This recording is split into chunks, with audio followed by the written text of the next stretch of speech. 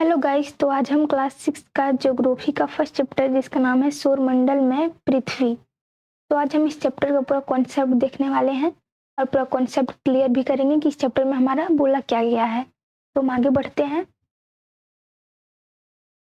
सूर्यास्त के बाद आकाश को देखना कितना अच्छा लगता है।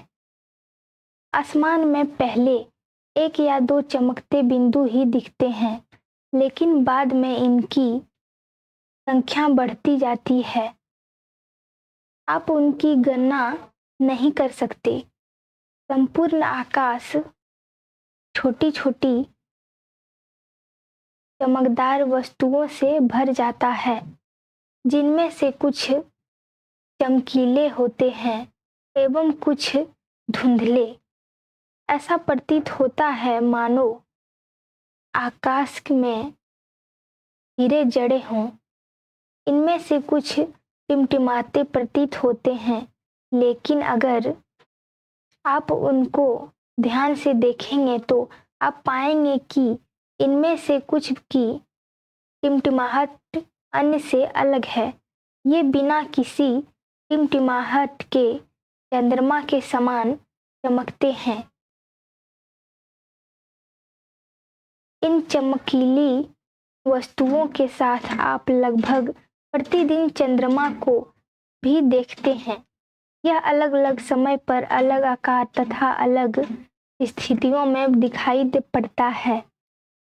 आप पूर्ण चंद्र को लगभग एक महीने में एक बार देख सकते हैं। यह पूर्ण चंद्रमा वाली रात या पूर्णिमा होती है। तो जिस रात को हम पूरा चंद्रमा देख सकते हैं, रात को पूर्णिमा होता है।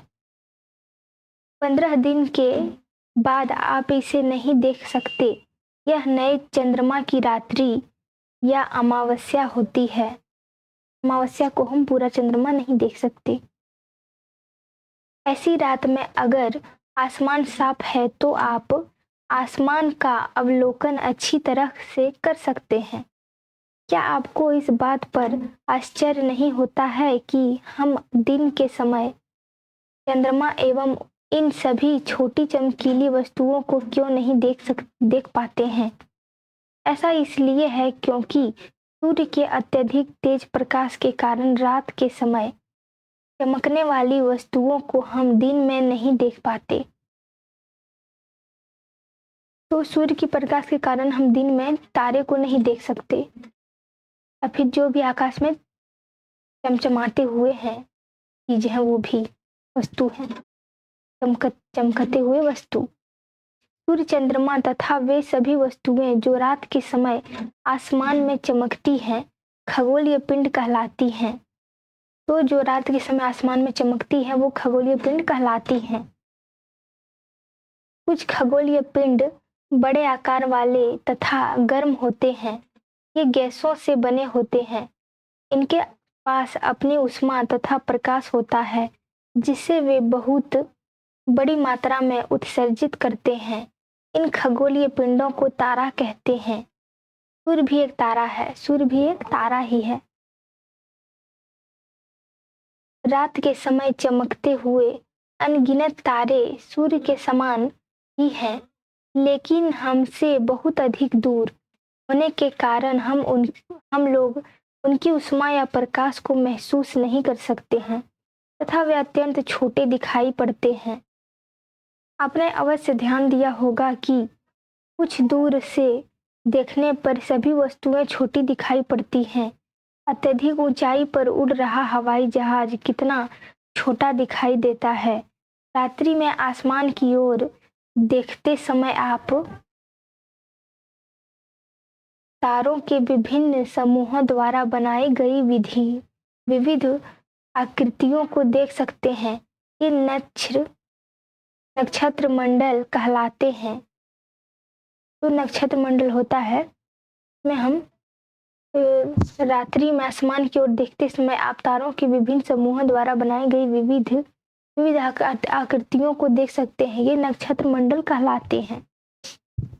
अर्सा मेजर या बिग बियर इसी प्रकार का एक नक्षत्र मंडल है। तो अर्सा मेजर या बिग बियर, ये दोनों क्या है, नक्षत्र मंडल है। बहुत आसानी से पहचान में आने वाला नक्षत्र मंडल है।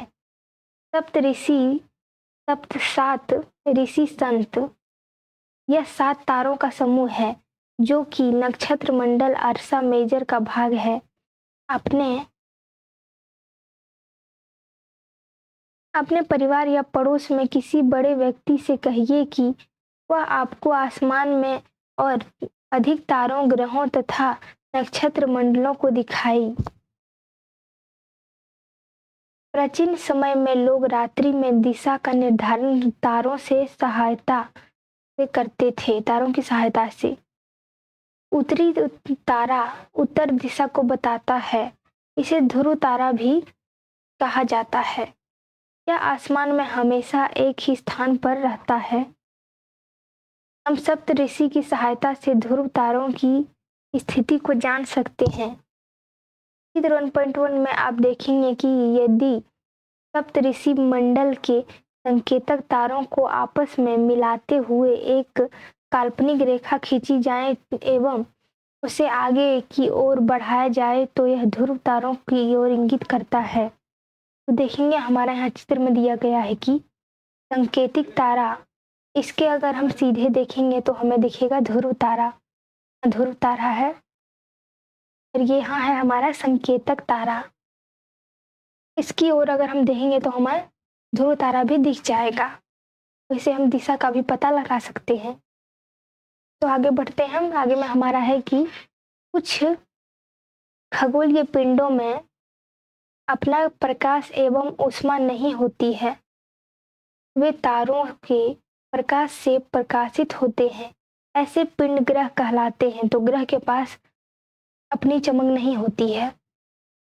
ग्रह, जिसे अंग्रेजी में प्लेनेट कहते हैं, ग्रीक भाषा के प्लेनेटाई शब्द से बना है, जिसका अर्थ होता है परिभ्रमक, अर्थात चारों ओर घूमने वाले। पृथ्वी, जिस पर हम रहते हैं, एक ग्रह है। यह अपना संपूर्ण प्रकाश एवं ऊष्मा सूर्य से प्राप्त करती है, जो पृथ्वी के सबसे नजदीक का तारा है। पृथ्वी को बहुत अधिक दूरी से, जिसे चंद्रमा से देखने पर यह चंद्रमा की तरह चमकती हुई प्रतीत होगी।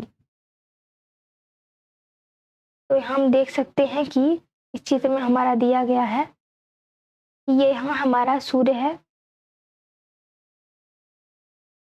ये रहा हमारा सूर्य, यहाँ हमारा सूर्य है। उसके बाद है हमारा बुध ग्रह, उसके बाद है तो यहाँ हमारा शुक्र ग्रह है, यहाँ पे मंगल ग्रह है, यहाँ पे पृथ्वी है हमारी, और यहाँ है क्षुद्र ग्रह पट्टी, और ये है हमारा बृहस्पति ग्रह, यह है शनि ग्रह, और ये है यूरेनस, और सबसे लास्ट में हो गया हमारा नेपच्यून।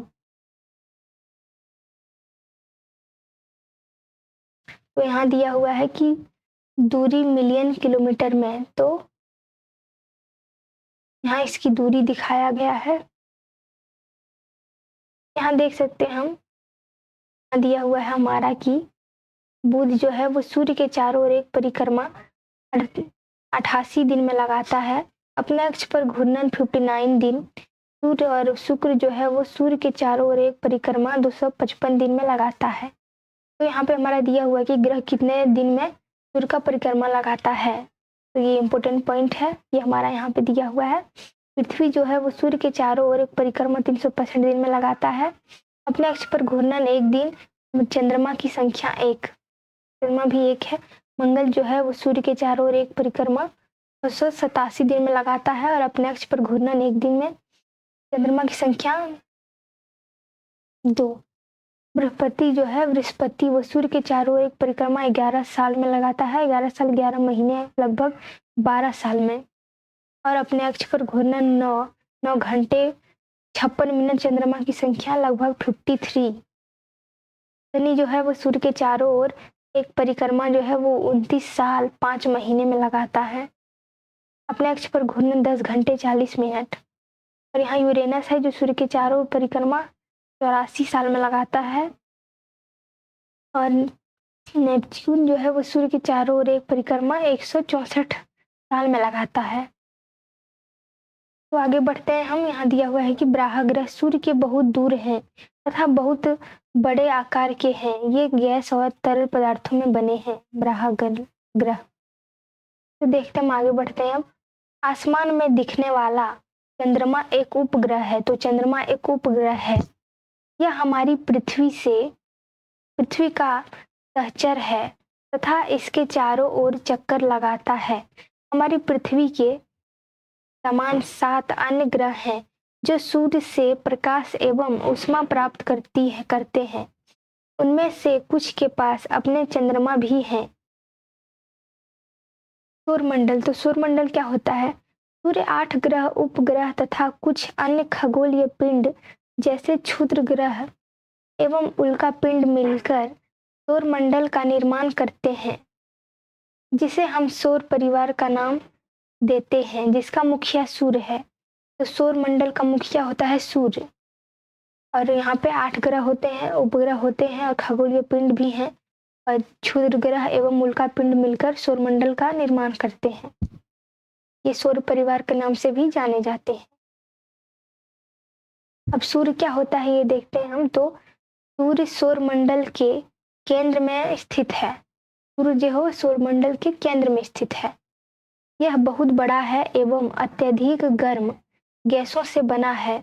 इसका खिंचाव बल इससे सौरमंडल को बांधे रखता है। सूर्य सौरमंडल के लिए प्रकाश एवं ऊष्मा का एकमात्र स्रोत है, लेकिन हम इसकी अत्यधिक तेज ऊष्मा को महसूस नहीं कर सकते, क्योंकि सबसे नजदीक का तारा होने के बावजूद यह हमसे बहुत दूर है। सूर्य पृथ्वी से लगभग 15 करोड़ किलोमीटर दूर है। सूर्य जो है पृथ्वी से, जहां हम रहते हैं पृथ्वी, वहां से 15 करोड़ किलोमीटर दूर है।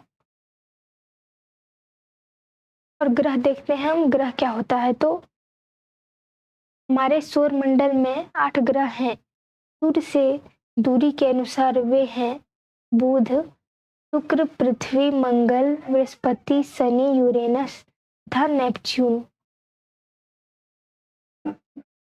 तो नेक्स्ट है हमारा सौर मंडल के सभी 8 ग्रह एक निश्चित पथ पर सूर्य का चक्कर लगाते हैं।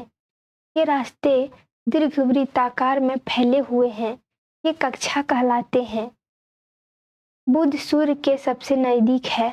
अपनी कक्षा में सूर्य के चारों ओर एवं एक चक्कर लगाने में इसे केवल 88 दिन लगते हैं। सूर्य को पृथ्वी का जुड़वा ग्रह माना जाता है।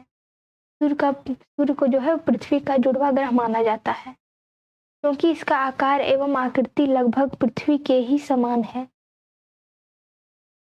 अभी तक प्लूटो भी एक ग्रह माना जाता था, परंतु अंतर्राष्ट्रीय खगोलीय संगठन ने अपने बैठक अगस्त 2006 में जो बैठक हुआ में यह निर्णय लिया गया कि कुछ समय पहले खोजे गए अन्य खगोलीय पिंड 2003 यूबी 313 सीरस तथा प्लूटो बोनो ग्रह कहे जा सकते हैं।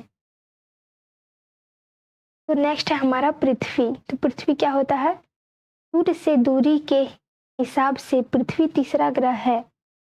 आकार में यह 5वां सबसे बड़ा ग्रह है। यह ध्रुवों के पास थोड़ी चपटी है।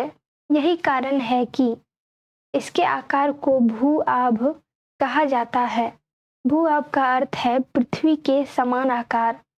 जीवन के लिए अनुकूल परिस्थितियां संभवतः केवल पृथ्वी पर ही पाई जाती है। पृथ्वी न तो अधिक गर्म है और न ही अधिक ठंडी। यहाँ पानी एवं वायु उपस्थित हैं, जो हमारे जीवन के लिए आवश्यक हैं। वायु में जीवन के लिए आवश्यक गैसों जैसे ऑक्सीजन मौजूद है। इन्हीं कारणों से पृथ्वी सौरमंडल का सबसे अद्भुत ग्रह है। अंतरिक्ष से देखने पर पृथ्वी नीले रंग की दिखाई पड़ती है, क्योंकि इसकी 2/3 सतह पानी से ढका ढकी हुई है, इसलिए इसे नीला ग्रह कहा जाता है। पृथ्वी को नीला ग्रह भी कहा जाता है।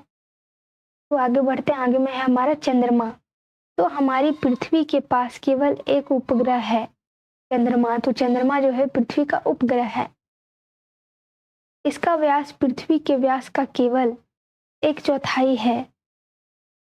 यह इतना बड़ा इसलिए प्रतीत होता है क्योंकि यह हमारे ग्रह से अन्य खगोलीय पिंडों की अपेक्षा नजदीक है। यह हमसे लगभग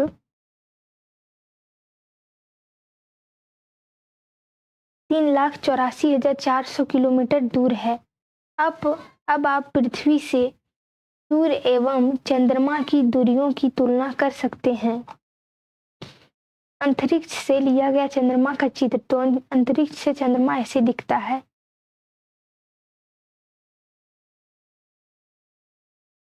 यहाँ हमारा चित्र में दिया हुआ है कि मानव निर्मित उपग्रह। तो रॉकेट का प्रक्षेपण, रॉकेट का पृथ्वी पर गिरना, उपग्रह का कक्षा में प्रवेश। पे रॉकेट का प्रक्षेपण हो रहा है, यहाँ पे रॉकेट का पृथ्वी पर गिर रहा है, और यहाँ पे उपग्रह का कक्षा में प्रवेश। तो आगे बढ़ते हैं हम। चंद्रमा पृथ्वी का एक चक्कर लगभग 27 दिन में पूरा करता है। लगभग इतने ही समय में यह अपने अक्ष पर एक चक्कर भी पूरा करता है। इसके परिणाम स्वरूप पृथ्वी से हमें चंद्रमा का केवल एक ही भाग दिखाई पड़ता है। चंद्रमा की परिस्थितियां जीवन के लिए अनुकूल नहीं है। इसकी सतह पर पर्वत, मैदान एवं गड्ढे हैं जो चंद्रमा की तरह सतह पर छाया बनाते हैं। पूर्णिमा के दिन चंद्रमा पर इनकी छाया को देखा जा सकता है। तो आगे बढ़ते हैं, आगे में हमारा है क्षुद्र ग्रह। तो तारों, ग्रहों एवं उपग्रहों के अतिरिक्त असंख्य छोटे पिंड भी सूर्य के चारों ओर चक्कर लगाते हैं। इन पिंडों को क्षुद्र कहते हैं। ये मंगल एवं बृहस्पति की कक्षाओं के बीच पाए जाते हैं। वैज्ञानिकों के अनुसार क्षुद्र ग्रह के ही भाग होते हैं जो कि बहुत वर्ष पहले विस्फोट के बाद ग्रहों से टूटकर अलग हो गए। क्षुद्र ग्रह। नेक्स्ट है हमारा उल्का पिंड। तो सूर्य के चारों ओर चक्कर लगाने वाले पत्थरों के छोटे छोटे टुकड़ों को उल्का पिंड कहते हैं। तो उल्का पिंड क्या होता है? सूर्य के चारों ओर चक्कर लगाने वाले पत्थरों के छोटे छोटे टुकड़ों को उल्का पिंड कहते हैं। कभी कभी ये उल्का पिंड पृथ्वी के इतने नजदीक आ जाते हैं कि इनकी प्रवृत्ति पृथ्वी पर गिरने की होती है। इस प्रक्रिया के दौरान वायु के साथ घर्षण होने के कारण ये गर्म होकर जल जाते हैं। फलस्वरूप चमकदार प्रकाश उत्पन्न होता है। कभी कभी कोई उल्का पूरी तरह जले बिना पृथ्वी पर गिरती है जिससे धरातल पर गड्ढे बन जाते हैं। तो ये रहा हमारा आकाश।